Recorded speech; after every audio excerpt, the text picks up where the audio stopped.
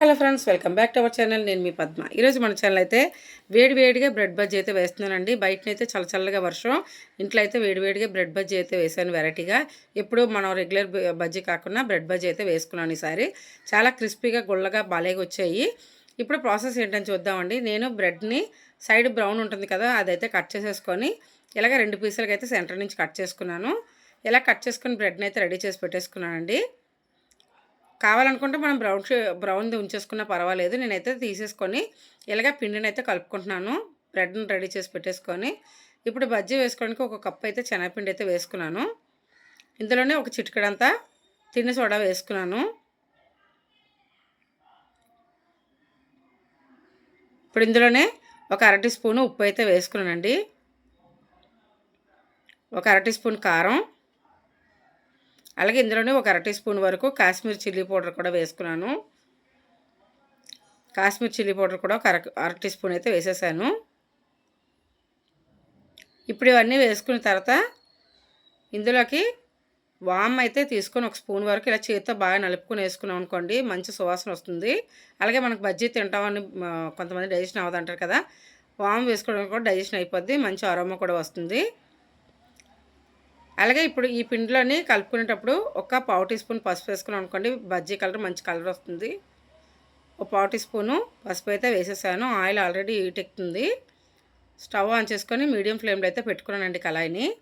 ఇప్పుడు ఇందులో నుంచి పిండిలోకి ఒక 2-3 స్పూన్లు ఆయిల్ అనేది వేసుకున్నాం అనుకోండి, ఇంకా క్రిస్పీగా వస్తాయి బజ్జీలు అనేది. కొద్దిగా వేడివేడిగా ఆయిల్ వేసుకోవాలి. ఇక్కడైతే చూసారు కదా, 2-3 స్పూన్లు చిన్న స్పూన్తోనైతే నేను ఆయిల్ అయితే వేసుకున్నాను. ఇప్పుడు కొద్దిగా ఆయిల్ వేడిగా ఉండడం స్పూన్తో అయితే కలుపుకున్నాను. ఇప్పుడు ఇలా కలిపేసిన తర్వాత కొద్దిగా చల్లారిన తర్వాత కొద్దిగా నీళ్ళు వేసుకొని కలుపుకోవాలి. ఒకసారి ఎక్కువ వేసేసుకోకూడదండి, పిండి అయితే జారుగా అయిపోతుంది. అలా కాకుండా కొద్దిగా మనం నీళ్ళన్నీ వేసుకొని కొద్దిగా కలుపుకోవాలి. ఇలాగైతే కొద్దిగా వేసుకొని మనకి బజ్జీ వేసుకునే పద్ధతిలోని మనం అయితే పిండిని కలిపి పెట్టుకోవాలి. ఇక్కడైతే నేను తీసుకున్న నీళ్ళైతే సరిపోయండి. ఇలాగా పిండి అంతా ఎక్కడ పొడి లేకుండా శుభ్రంగా కలిపేసుకున్నాను. ఇక్కడ చూసారు కదా, బజ్జీ పిండి అయితే రెడీ అయిపోయింది. ఇలాగైతే కలుపుకోవాలండి, ఎక్కడ బబుల్స్ లేకుండా. పిండి పొడిగా ఉండలాగా ఉండిపోతుంది. అలా కాకుండా చేతితో ఇలాగ బాగా మిక్స్ చేసుకున్నాను అనుకోండి, పిండి బాగా కలుస్తుంది, మసాలా అంతా కూడా బాగా పడుతుంది. ఇలాగా బజ్జీ వేసుకునేటట్టుగా జారుడుగా కలుపుకోవాలి. పిండి అయితే ఇలా కలుపుకున్నాక 10 నిమిషాలు బాగా కలుపుకున్నాం అనుకోండి, బజ్జీలు కూడా ఏది బజ్జీ వేసుకున్నా కూడా పిండి అయితే బాగా అంటుకుంటుంది. ఇలాగ ఒక 5 నిమిషాల పాటు బాగా కలుపుకొని ఉంచుకోవాలి పిండిని.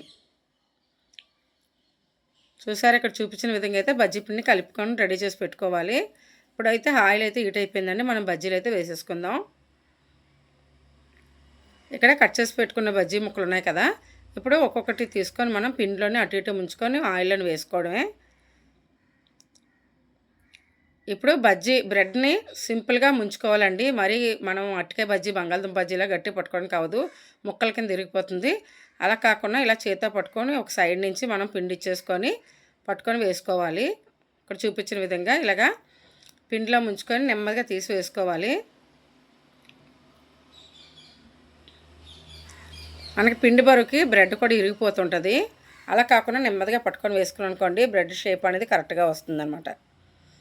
ఆయిల్ బాగా హీటెక్కింది. నేనైతే ఫ్లేమ్ హైలో పెట్టుకొని ఇలాగా మనకి ఈవినింగ్ స్నాక్స్ తినాలనిపించినప్పుడు సింపుల్గా మనకి ఏదైనా ఇంట్లో అవైలబుల్గా ఉందనుకోండి, మనం ఇలాగ బ్రెడ్ బజ్జీ కానీ, అరటికాయ బజ్జీ కానీ, మిరపకాయ బజ్జీ కానీ ఇప్పుడు రెగ్యులర్గా వేసుకుంటాం కదా, అలా కాకుండా స్వీట్ బ్రెడ్ కాకుండా చప్పని బ్రెడ్ ఉంటుంది కదా, అలాంటివి వేసుకున్నాం అనుకోండి, స్టఫింగ్కి చట్నీ కానీ లేదు అనుకుంటే మనం సాస్ కానీ వేసుకొని తిన్నాం అనుకోండి, చాలా టేస్ట్ బాగుంటుంది. కొబ్బరి చట్నీతో అయితే ఇంకా బాగుంటాయి బ్రెడ్ బజ్జీలు అయితే. ఇప్పుడు ఒక సైడ్ అంతా వేగిపోయినాయి కదా, ఒక్కొక్కటి వేసుకున్న తర్వాత మనం ఇంకొక పక్క కూడా తిప్పుకొని బాగా వేయించుకోవాలి కలర్ మారినంత వరకు. ఇక్కడైతే బ్రెడ్లన్నీ కూడా ఒక పక్కనే తిప్పేసుకున్నాం కదండి, ఇప్పుడు ఇటు సైడ్ కూడా వేగిపోయినాయి. ఇక్కడ చూసారా, ఆయిల్ అనేది కొంచెం కూడా మనకి లాగలేదండి. శుభ్రంగా బ్రెడ్ బజ్జీ అయితే వేగిపోయినాయి, క్రిస్పీగా కూడా వచ్చాయి. మనకు కావాలనుకుంటే ఈ బజ్జీల పిండిలోని 1-2 స్పూన్లు వరిపిండి కలుపుకోవచ్చు. లేదు అనుకుంటే మనం వామ్తో పాటు కొద్దిగా ఒక అర టీ స్పూను, పావు టీ స్పూను ఇంగువ కూడా వేసుకున్నాం అనుకోండి, బజ్జీలు కూడా చాలా బాగుంటాయి. కొంతమందికి ఇంగువ స్మెల్ నచ్చదు.